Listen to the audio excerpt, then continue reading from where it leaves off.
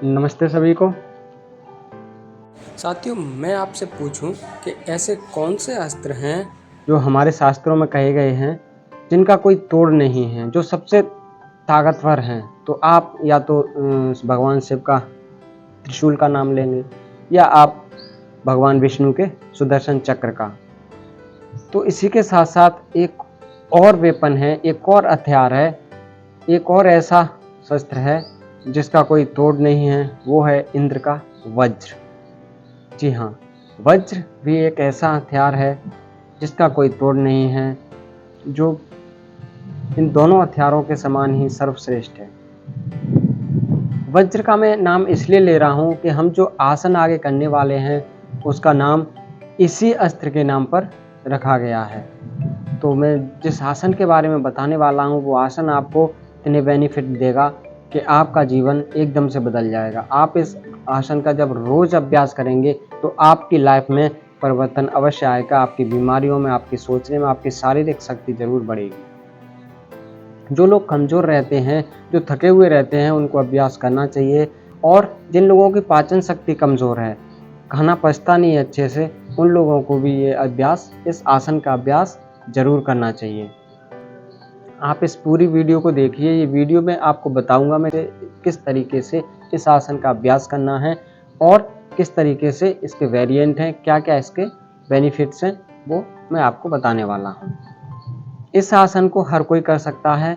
तो मैं जिस आसन की बात करने वाला हूँ वो है वज्रासन। जी हाँ, वज्र के नाम पर ही बना है वज्रासन।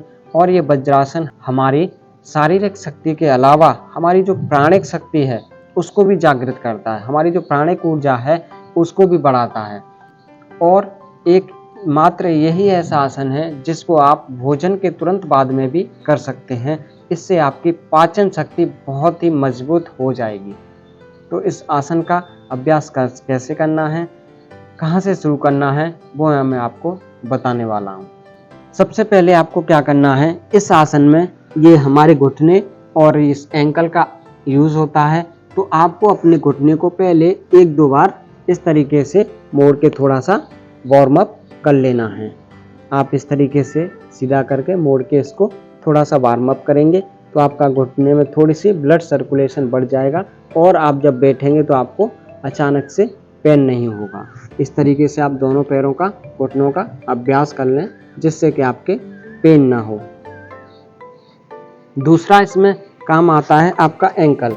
तो एंकल का भी आपको क्या करना है, एक दो बार आपको एंकल को ऐसे आगे पीछे कर लें और इसको थोड़ा सा आप हाथ से पकड़ के रोटेट भी कर सकते हैं। इस तरीके से रोटेट कर लेंगे तो थोड़ा एंकल आपका मूवमेंट हो जाएगा, ब्लड सर्कुलेशन आपका बढ़ जाएगा, तो आपका एंकल पेन भी एकदम से बैठने पर नहीं होगा। दोनों पैरों का इसी तरीके से आप कर सकते हैं मूवमेंट।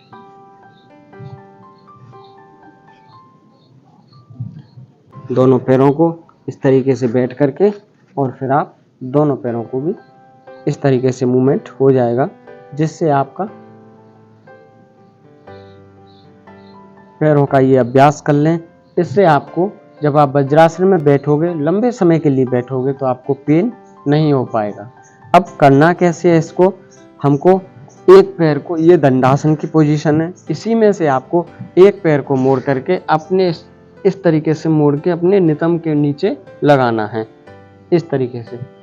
अब जब आप बैठेंगे तो आपके घुटने पर भी प्रेशर आएगा और आपके एंकल पे भी। इसी तरीके से आपको दूसरा पैर मोड़कर इस नितंब के नीचे लगाना है। अब इसको देखिए, मैं आपको पीछे से दिखाता हूँ आपको किस तरीके से बैठना है। आपको ये दोनों अंगूठे मिला करके, और ये एड़ियों का हिस्सा है ये बाहर की तरफ रहेगा, और इस गैप में आपको इस तरीके से बैठ जाना है। इसमें आपको पेन ना हो, लंबे समय तक आप बैठ पाएं, उसके लिए आपको क्या करना है, अपनी ये जो काफ मसल है,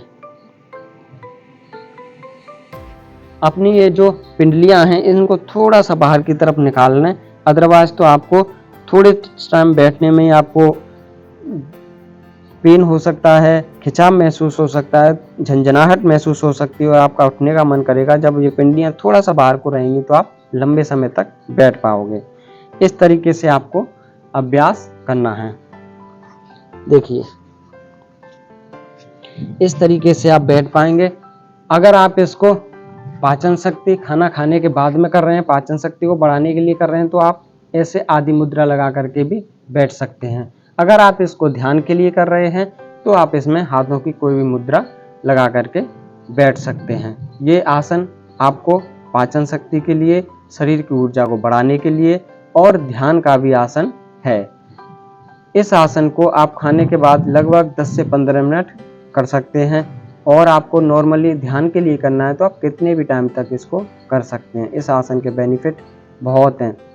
इस आसन से आपकी पाचन शक्ति मजबूत होती है, वो इसलिए क्योंकि हमारी जो ये पिंडलियां हैं इनको हम सेकंड हार्ट बोलते हैं। सेकंड हार्ट इसलिए है क्योंकि यहाँ पर बहुत सारा ब्लड हमारा स्टोर रहता है। लेकिन जब आप इस तरीके से बैठ जाते हैं पिंडलियों को दबा करके, तो आपका जो ब्लड है ये शरीर में ऊपर की तरफ जाता है और ज़्यादा ब्लड रहता है तो खाने के बाद में जो खाने को पचाने के लिए हमारा जो ब्लड है वो पेट की तरफ जाता है, तो वहाँ पर ब्लड की मात्रा बढ़ जाती है और खाना अच्छे से पचता है। अब कुछ लोगों का क्या होता है कि आप जब स्टार्टिंग में करेंगे तो आपके जो एंकल हैं इनमें पेन होने लग जाएगा जल्दी ही, क्योंकि इन पर खिंचाव पड़ता है। तो आप क्या कर सकते हैं, एक टॉवल ले सकते हैं, उसको राउंड करके इन एंकलों के बीच में यहाँ पर लगा के रख सकते हैं, जिससे कि आपके एंकल पर प्रेशर कम आएगा दोनों तरफ। या आपके पास मैट है एक और, तो उस मैट को भी फोल्ड करके आप दोनों एंकलों के बीच में रख सकते हैं, तो थोड़ा सा एंकल उठ जाएंगे, उससे आपको पेन नहीं होगा और आप लंबे समय तक बैठ पाएंगे इस आसन में। तो आई होप कि आपको ये आसन करने का अभ्यास आ गया होगा, आपने सीख लिया होगा और इस आसन के बेनिफिट बहुत सारे हैं। इसको अपने जीवन में जरूर कीजिए, जरूर अपनाइए। हमारे चैनल को आप लाइक करें, सब्सक्राइब करें और इस वीडियो को ज़्यादा से ज़्यादा लोगों तक शेयर करें। बहुत बहुत धन्यवाद।